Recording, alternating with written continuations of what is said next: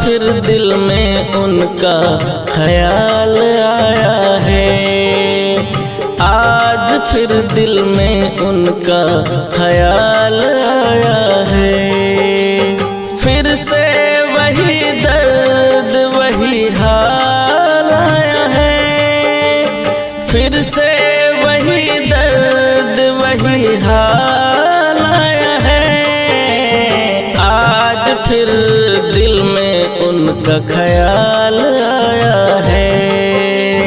आज फिर दिल में उनका ख्याल आया है।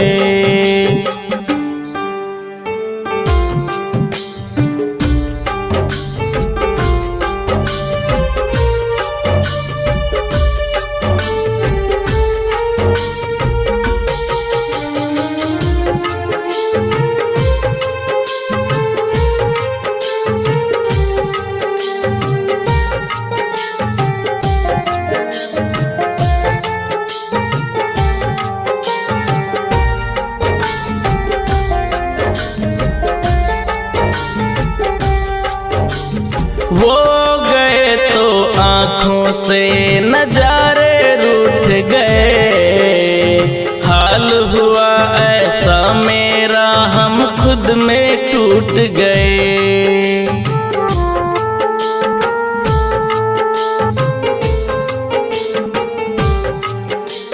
वो गए तो आँखों से नजारे रूठ गए।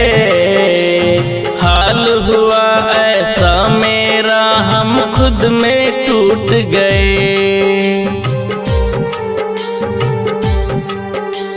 लगता है कोई पैगाम मालिक आया है।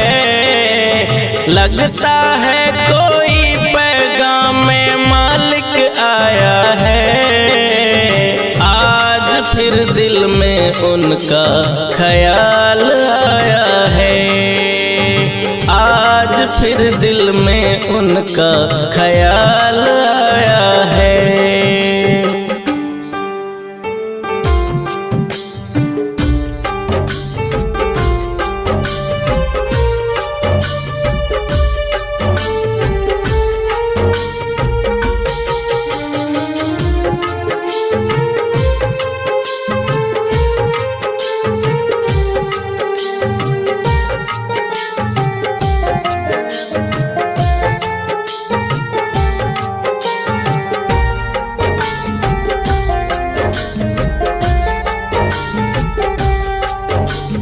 हमने सोचा था भुला देंगे उन्हें यारा, पर यादों में रोता है ये दिल बेचारा।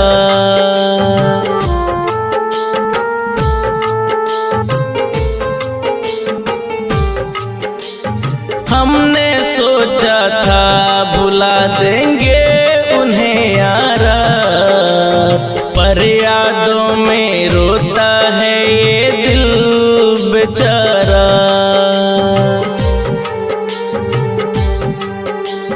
जैसे तन्हाई में कोई सवाल आया है, जैसे तन्हाई में कोई सवाल आया है। आज फिर दिल में उनका ख्याल आया है, आज फिर दिल में उनका ख्याल आया